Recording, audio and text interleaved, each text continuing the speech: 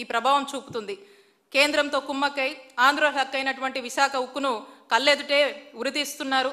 ఇప్పటికే నేను చెప్పాను ఇందాక 32 మంది ప్రాణ త్యాగాలతో మరి ఏర్పడినటువంటి ఈ విశాఖ స్టీల్ ప్లాంట్ ఇకనైనా ఈ టీడీపీ కూటమి ప్రభుత్వం మరి తమ వైఖరి మార్చుకొని ఈ విశాఖ స్టీల్ ప్లాంట్ని కాపాడాలని మేమంతా కూడా డిమాండ్ చేస్తూ ఉన్నాము. చంద్రబాబు నాయుడు గారిని ఇప్పటికీ మేము ఆయనకి వైఎస్ఆర్ కాంగ్రెస్ పార్టీ ఒకటే డిమాండ్ చేస్తుంది. ఇప్పటికైనా ఈ స్టీల్ ప్లాంట్ ప్రైవేటీకరణపై జరుగుతున్నటువంటి కుట్రల్ని ఆపమని, అలాగే మీకు వీలైతే ఇవన్నీ కూడా కేంద్రంతో మాట్లాడి అక్కడున్న ప్రాంత ప్రజలకు ఆ ప్రాజెక్టుకి అక్కడున్న కార్మికులకు న్యాయం చేయమని, ఇక మీరే ఈ వైట్ ఎలిఫెంట్ థియరీ అని చెప్పేసి ఈ ఆయుధాలని కేంద్రానికి ఇచ్చి ఉరి వేయొద్దు విశాఖపట్నం స్టీల్ ప్లాంట్కి అని తెలియజేసుకుంటూ, వీలైతే మంచి చేయండి, లేదంటే ఈ వైట్ ఎలిఫెంట్ కబుర్లు అలాంటివన్నీ మాట్లాడకుండా మౌనంగా అన్నా ఉండండి అని చెప్పి మేము కోరుతా ఉన్నాము. అలాగే మా నాయకుడు జగన్మోహన్ రెడ్డి గారు నాయకత్వంలో విశాఖపట్నం స్టీల్ ప్లాంట్ ప్రైవేట్ పరం కాకుండా దాన్ని కాపాడేందుకు అన్ని స్టెప్స్ తీసుకున్నాము.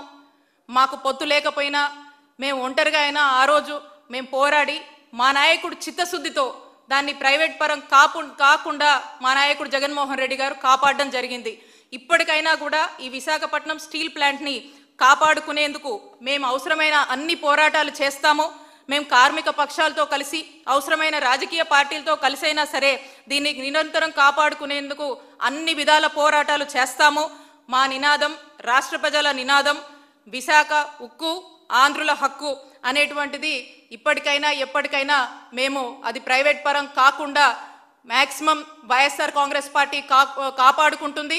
దీనికోసం ఎంత పెద్ద పోరాటమైనా ఎందాకైనా పోరాడతామని హెచ్చరిస్తూ మరొకసారి చంద్రబాబు నాయుడు గారి ప్రభుత్వాన్ని, చంద్రబాబు నాయుడు గారిని దీన్ని ప్రైవేట్ పరం చెయ్యొద్దు అని వైఎస్ఆర్ కాంగ్రెస్ పార్టీ డిమాండ్ చేస్తూ ఉంది.